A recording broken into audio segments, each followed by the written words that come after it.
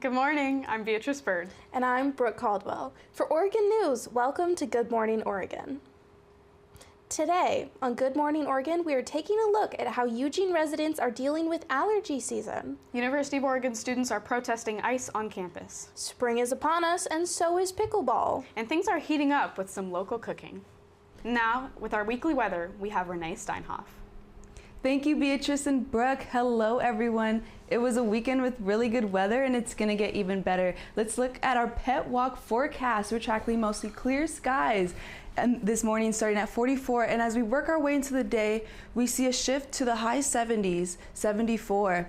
So get out there when you can. You can say good morning to our furry little friend here, Marley. What a cute dog, just waiting to be taken out for a walk. Thank you, Tayton, for sending in this photo. And if you tend to take that walk later, make sure you protect those tiny little paws. Now let's get a look at our current weather forecast. Lots of traveling as we head into the work week. Let's look at these numbers starting off in Portland. Monday morning, we see 54 with clear skies, and traveling a little south, we see a lot of 55 today. Some good luck for your morning. Take that risk today. We see bits of sun popping out in Corvallis. Clear skies for Salem, Eugene, and Roseburg sitting at 55, and a change of scenery in Florence with 56 with a bit of rain to wake you up this morning. And finishing out in Bend, a little chillier this morning at 52. Now let's get a beautiful look here in Eugene. We have green for days. Now starting on Monday, we get a high of 72. I'm excited. Are you guys excited? We haven't seen these numbers in forever. Perfect day to be outdoors, taking that sun, ending the night in the low 40s as you could see here. So don't get too hasty, keep that blanket out. As we get further into the week, we see Tuesday and Wednesdays drop a bit in the daytime, but get a little warmer later into the night. Thursday and Friday, hot days back to back. Go out for that lunch, sunbathe, barbecue, because these are the days to do it. As we look a little colder into our weekend with temperatures dropping back down into that 67 and 55 in the daytime and an average of 43 towards the end of the night. And as we wrap up our weekly forecast, let's take a look at that pollen count. Allergy season is upon us, and we know Eugene tends to get high amounts of pollen. So let's keep you on your toes for spring. Here, this first graph on your left shows that today has no grass pollen, 0 to be exact. And the graph on your right here shows that today's tree pollen is high in comparison. Today's tree pollen count is at 362, as you could see here. Why don't you take a look at that? Oregon reporter Brady Ruth has more to tell you about how you can help those allergies coming up. I'm Renee Steinhoff, and this has been your weekly weather report. It's springtime in the Willamette Valley, which means a number of things. The sun is out, the birds are chirping, the grass is somehow greener, and pollen has come to wreak havoc on your sinuses. I get sneezy and I guess itchy. Those are probably the two main ones. I take Allegra in the morning mostly, or I'll do one of those saline rinses. I tried to ask a local honeybee what the buzz was on the pollen situation this year, but he didn't have a comment for me. I mean, I have year-round allergies like cats and dogs, but yeah, pollen, trees, grass, smell children. What's the main symptom that hits you in the spring? Definitely congestion. I try to hit it with Zyrtec a little bit, but I think I've used it enough that it stopped working on me. The rainy winters lead to blooming springs, which often leads to itchy eyes, stuffy noses, and lots of sneezing. I mean, I love this weather. I really do. I really don't want it to ruin my perception of things. The state of Oregon, and specifically Lane County, is the grass seed pollen capital of the world, making allergies especially bad come springtime in Eugene. Usually I don't have bad allergies, but ever since I got here, it's just kind of my eyes have been a little watery, or my throat's a little sore sometimes when I wake up. The University of Oregon Health Center is helping students tackle these allergies. They offer a series of antihistamines, eye drops, and nasal sprays to help students combat the allergy symptoms. So whether it's homemade remedies, prescription medication, or you're just braving the elements, make sure you're on top of your allergies this spring in Eugene. Oregon News, Brady Ruth. When we return from the break, we'll hear about how Oregon is reacting to federal changes. From Oregon's Attorney General to University of Oregon students protesting ice on campus. The life of every child is precious beyond measure. If you care for a child with a disability and have limited income and resources, help is available. Children with a physical or mental disability or who are blind may qualify for monthly cash payments through the Supplemental Security Income Program, or SSI. The program provides help to meet basic needs for food, clothing, or a place to live, and disability-related needs. It's money that can make a meaningful difference. If you're the parent or caregiver of a child or teenager you think may be eligible, call Social Security at 1-800-772-1213 or visit ssa.gov/SSIkids to learn how to apply today. That's ssa.gov/SSIkids. It's real help for the children. Message produced by Social Security at U.S. taxpayer expense. Say those who can't teach, and they're right. Those who can't ignore a child's burning curiosity about the world. Those who can't allow a single kid to quietly slip through the cracks. Those who can't let children be bullied into feeling like they're worthless. Those who can't allow the great works of literature to collect dust. Those who can't leave history in the past. Those who can't sit idly by when there's a calling to do something that's much more than a job. More than 150 companies and organizations have added their support for teachers by Oregon becoming Morning and Good Teachers Morning Can Oregon? partners. Add your voice and show your support at teacherscan.org. Because those who can't give up on the future, teach. Welcome back to Good Morning Oregon. A lot has happened over the weekend, including ever-increasing tariffs, protests directed towards ICE, and even lawsuits. The trade war between China and the United States continues to escalate as both countries engage in a tariff hiking battle. Over the past few months, President Trump has imposed tariffs on many countries, with China seeing some of the most egregious increases. At the start of April, China finally struck back by imposing their own tariffs of 34%. In response, Trump raised tariffs on China up to a shocking 145%. China responded with their own drastic increase of 125%. The Chinese leader, Xi Jinping, made public comment on the situation, saying that China does not intend to raise its tariffs any higher since it would be meaningless. An official press release was put up on the Ministry of Commerce of the People's Republic of China website, in which a spokesperson says the successive imposition of excessively high tariffs on China by the U.S. has become nothing more than a numbers game. It merely further exposes the practice of weaponizing tariffs as a tool of bullying and coercion, turning it into a joke. It is unclear what will happen next, but neither parties seem willing to back down and lower their tariffs. A man is arrested following a 2 a.m. fire at the governor of Pennsylvania, Josh Shapiro's house. Shapiro, along with his wife, kids, their dog, and another family, were safely evacuated. However, according to state police, there was a significant amount of damage to the house.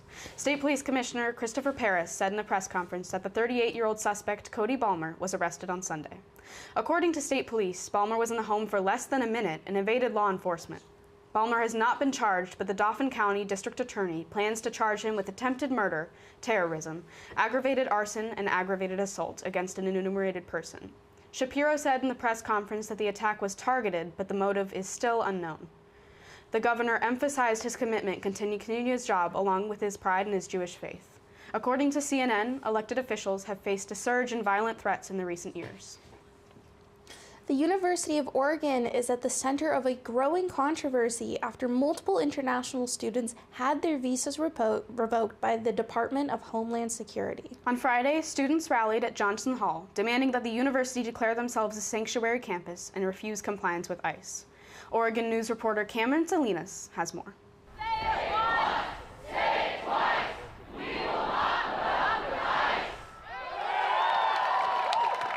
Today's rally is specifically related to the recent escalation against international students of all kinds and the visa revocations of at least 4 people that we know of on the University of Oregon campus. This is a rally against the Trump administration's recent immigration tactics targeting international students. It's showing that University of Oregon students are against those and that we care about our international students. Right now behind me at Johnson Hall, students are demanding that the UO take a stronger stance against ICE and DHS. This ICE off-campus rally comes after 4 international student visas were revoked, leaving them in legal uncertainty. Even the way that DHS is using minor administrative missteps to target our international students is a form of bureaucratic violence. Currently we have 4 students that have had their visas revoked. And I mean, I think that's like basically terrorism. It's striking fear into the hearts of the students. They're being revoked for like silly little administrative reasons.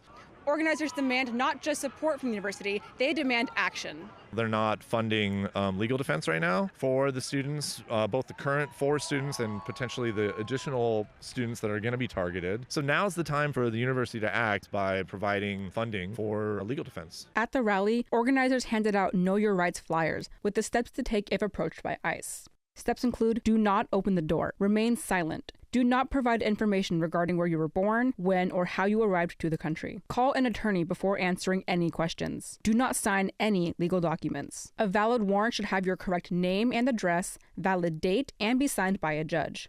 Protesters say this is just the beginning, and they won't stop until UO makes a full commitment to protecting international students. Cameron Salinas, Oregon News. While protesters gather across the country, some representatives are also taking public opposition. Here at the University of Oregon, several elected officials met with community members to discuss how the state is pushing back against the Trump administration. Oregon Democratic representatives held a town hall about federal accountability Wednesday night at the University of Oregon. Newly elected Attorney General Dan Rayfield spoke to an audience of over 100. Rayfield was joined by Speaker of the House Julie Fay and Oregon State Representatives Lisa Fragala and Nancy Nathanson. Rayfield and the state of Oregon have filed more than 10 lawsuits since President Trump took office. And Rayfield says these lawsuits are necessary to uphold principles of democracy.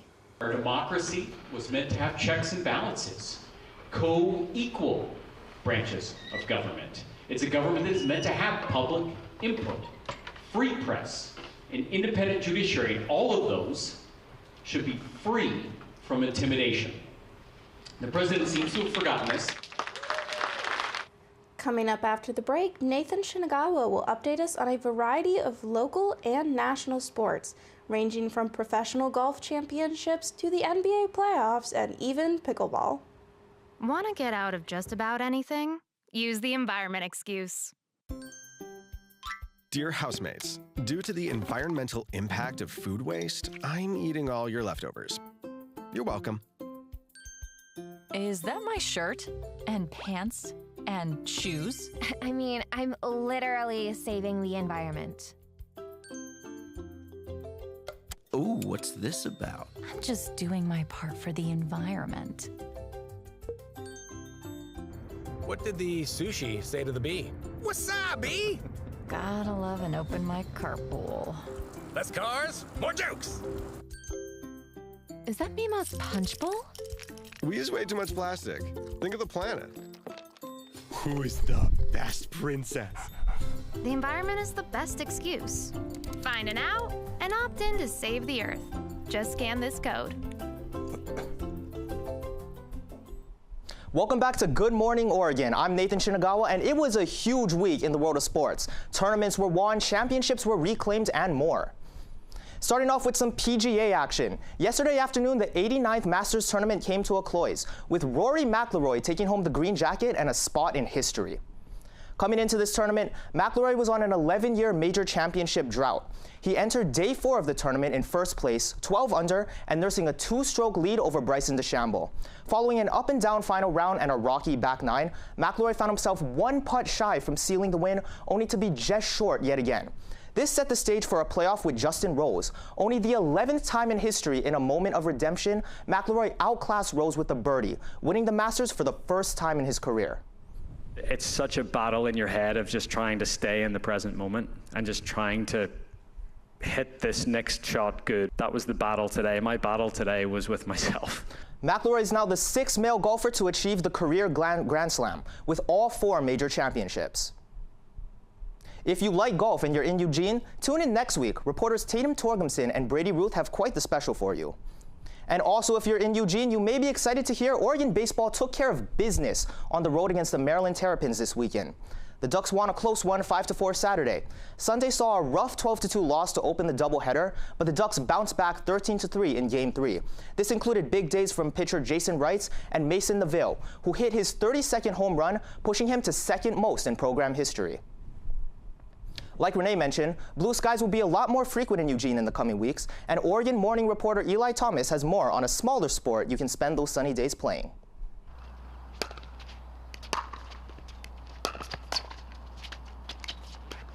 As spring is sprung in Eugene, outdoor sports return. Pickleball courts are more frequently occupied and by all ages as the game's reach increases. Nearly 20 million Americans played pickleball in 2024, according to the SFIA. This was a 45% increase from 2023. One reason for this is the accessibility of the sport. I really like how almost everybody can play it. Like, you can come from no background in racket sports and really get into the game like right away, which I think is awesome. Sports like pickleball and golf are exploding in popularity among the younger generation, as players are realizing these are sports they can play for the rest of their lives. Pickleball is also great for fostering camaraderie and some friendly trash talk. Oregon News, Eli Thomas. Shout out to our assistant producer, Sarah Nowitzki, with her little trash talk at the end there. How much trash was she actually talking? A lot. Nice going, Sarah. But you know who else can be talking a lot of trash, Eli? Anyone that picked Alexander the Great Volkanovski to win back the UFC Featherweight Championship Saturday. Coming off back-to-back knockout losses, the former champ was back in action during UFC 314, defeating number 3 ranked Diego Lopez by unanimous decision. With the win, Volk became the first fighter over 35 years old to win a championship fight. Other notable winners of the card include lightweight up-and-comer Paddy Pimblett and former 145 interim champion Yair Rodriguez. Great day for Volk fans. Yeah, great day for you. It was a great day for me.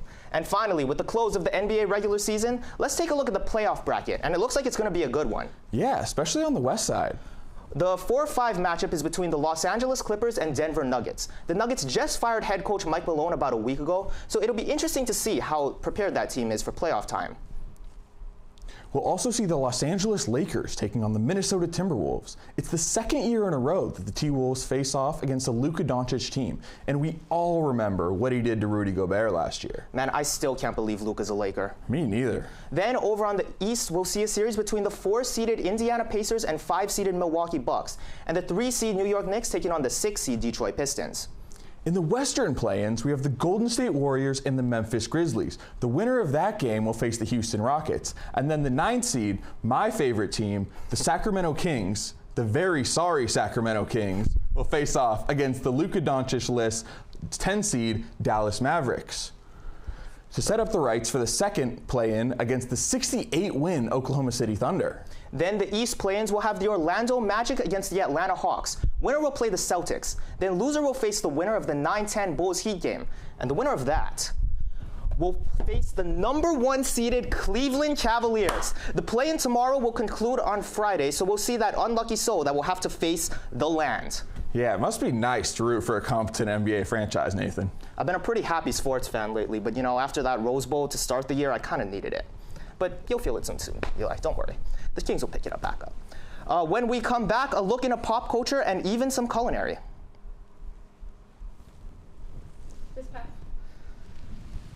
Want to get out of just about anything? Use the environment excuse. Dear housemates, due to the environmental impact of food waste, I'm eating all your leftovers. You're welcome. Is that my shirt? And pants? And shoes? I mean, I'm literally saving the environment. Oh, what's this about? I'm just doing my part for the environment. What did the sushi say to the bee? Wasabi! Gotta love an open mic carpool. Less cars, more jokes! Is that Mima's punch bowl? We use way too much plastic. Think of the planet. Who is the best princess? The environment is the best excuse. Find an out and opt in to save the Earth. Just scan this code. The life of every child is precious beyond measure. If you care for a child with a disability and have limited income and resources, help is available. Children with a physical or mental disability or who are blind may qualify for monthly cash payments through the Supplemental Security Income Program, or SSI. The program provides help to meet basic needs for food, clothing, or a place to live, and disability-related needs. It's money that can make a meaningful difference. If you're the parent or caregiver of a child or teenager you think may be eligible, call Social Security at 1-800-772-1213 or visit ssa.gov/SSIkids to learn how to apply today. That's ssa.gov/SSIkids. It's real help for the children. Message produced by Social Security at U.S. taxpayer expense. This past weekend, our reporter Tayton Torgrimson took a visit to Aaron's Table, a commissary kitchen located on Willamette Street in downtown Eugene, to make a simple, cost-efficient dish. Owner Aaron Cunning began making meal kits before the start of the pandemic. $1 of every kit goes to a local nonprofit in Eugene. Thanks, Beatrice. Today, we're here at Aaron's Table. Aaron, what are we going to be making? Hi, we're going to be making a one-pot tomato pasta. It's one of the viral recipes that's been going around, and I thought it's simple, it's inexpensive, it's a perfect meal for college students. Okay, so we're gonna grab some olive oil. I've already started preheating our pan. So you're gonna put about a tablespoon in. We're gonna eyeball it. We measure with love in here. I love it. Stir it until the tomatoes start to break down a little bit, and we're gonna smell that garlic, and it's gonna start to turn like a golden brown. Already smelling spectacular. It smells really good. You guys are so sad you can't smell this right now. Give it some pepper, just pinch it in there, and then we're going to put the pasta in. Okay. We're doing it all one thing. So you're going to grab your box of pasta, you're going to lay your pasta in there. This is where the magic happens. So this doesn't actually have a sauce. The pasta water is what's going to make the pasta sauce.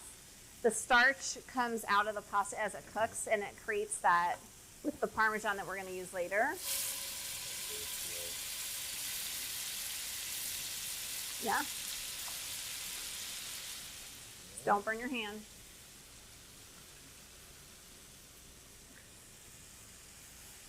Okay. Okay, now you're going to pour the water in on top. We're going to cover the pasta. It's in that container. Yep. We did wash our hands before we started this. We did wash our hands. That's... Okay, so you're going to put that in. We might have to do one more. Yeah, just maybe a half of another one over there. Just so it's covered. I'm going to crank the heat up because we want to bring this to a boil. Oh, there. Perfect. Perfect. Okay, so we got that. We're just going to cover it, and we're going to let that come to a boil. And while that's doing that, we're going to prep the next ingredients. Cool. So one thing you are going to want to do still is the Parmesan. And of course, the more cheese, the better. Okay, taste one. It looks like it might be done. Yeah? Okay. Cheese it up. Well, it's going to take a couple different pinches. Oh, just go in. I'm going to turn the heat down. We're just melting now. Mix that in. Oh my gosh, it's going to be so good. It smells so good. I'm at a loss for So you might want to yeah, there you go. Like an Italian. Yeah. Oh. Oh yeah. Look at that. Get some tomatoes in there. Whoop.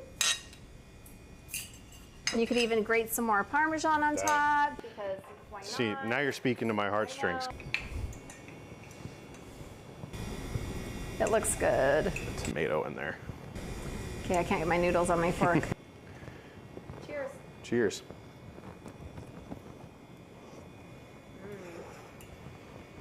That's really good. Good job, chef. I hope you had as much fun as I did learning how to make pasta bruschetta today here at Aaron's Table. Now I'm going to go enjoy some of these leftovers. Beatrice and Brooke, back to you.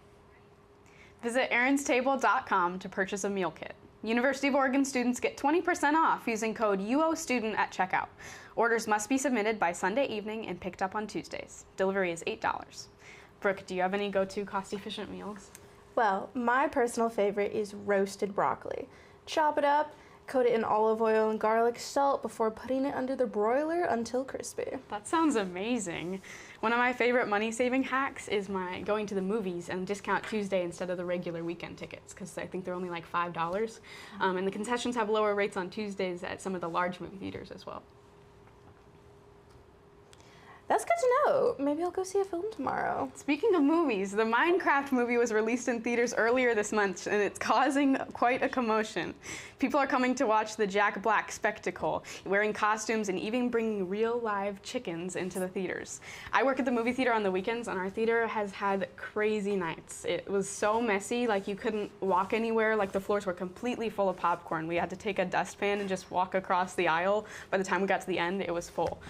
We had to kick a lot of people out for like throwing popcorns. These kids came up to me and they said, "The kids behind me threw popcorn at me," so I had to go in and figure it out. But yeah, the videos or screenings are going to be viral on social media platforms. One TikTok posted by Lauren Lunn has over 30 million views, giving us a first-hand look at one of these chaotic showings. See for yourself.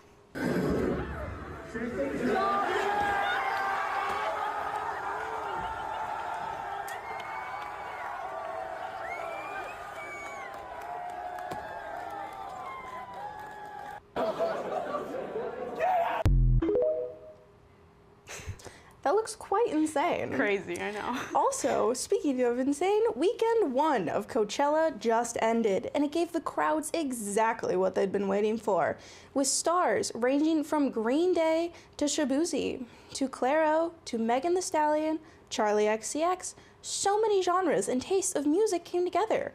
Lady Gaga's show was one of the weekend's standouts. This photo comes from page6.com, shows off her performance. When she performed Poker Face, the stage effect depicted her playing a game of chess against her past self, showing how she has changed throughout her career. She also alludes to her entire career through each song. Tickets are on sale now for Coachella Weekend 2, with more fun artists to show and shows to be seen. Are there any artists you want to see? Well, one year I actually did go to see Brandi Carlile, who's one of my favorite artists, and she played on like New Year's Eve and played this Radiohead cover and then some Bowie songs. That was amazing. So probably that one, but I've already seen it. What about you? Have you wanted to see any? I've always wanted to see Shinedown in concert, but they're getting older, so they're not touring as much and not even touring in Oregon. Well, I hope they come to Oregon sometime soon for you. When we come back, we'll talk about Brooke's perfect weekend. They say those who can't teach, and they're right. Those who can't ignore a child's burning curiosity about the world. Those who can't allow a single kid to quietly slip through the cracks. Those who can't let children be bullied into feeling like they're worthless. Those who can't allow the great works of literature to collect dust. Those who can't leave history in the past. Those who can't sit idly by when there's a calling to do something that's much more than a job. More than 150 companies and organizations have added their support for teachers by becoming Teachers Can partners. Add your voice and show your support at teacherscan.org. Because those who can't give up on the future, teach. Want to get out of just about anything? Use the environment excuse. Dear housemates, due to the environmental impact of food waste, I'm eating all your leftovers. You're welcome. Is that my shirt and pants and shoes? I mean, I'm literally saving the environment. Ooh, what's this about? I'm just doing my part for the environment. What did the sushi say to the bee? Wasabi! Gotta love an open mic carpool. Less cars, more jokes! Is that Mima's punch bowl? We use way too much plastic. Think of the planet. Who is the best princess? The environment is the best excuse. Find an out and opt in to save the Earth. Just scan this code. Welcome back. So, Brooke, tell me about your weekend. I heard you made some new feline friends. That's right. Over the weekend, I took a trip to the Eugene Springfield Cat Lounge and spoke to the owner, Michelle, about her cuddly creatures and fun event. I just want everyone to know we're here. This is a place for people to hang out with cats and also a place for adopting cats, but you don't have to be interested in adopting to come. So it's a great place for students who miss their cats from home, or for people who can't have cats at home because they rent and it's not allowed, or their family's allergic. There's a lot of people who like to just come and hang out with cats. The lounge also hosts the event Paint with Cats, where you can hang out with your cats while painting your very own cat to take home after. Paint with Cats is nice because you can paint and the cats can come and go, and you can get up and pet the cats and come back and finish your project at the table. So it works out. Do you know what? It's my cat Jem's first birthday today. Well, happy birthday, Jem. Thank you so much for tuning in today. I'm Brooke Caldwell. And I'm Beatrice Bird. And good morning, Oregon.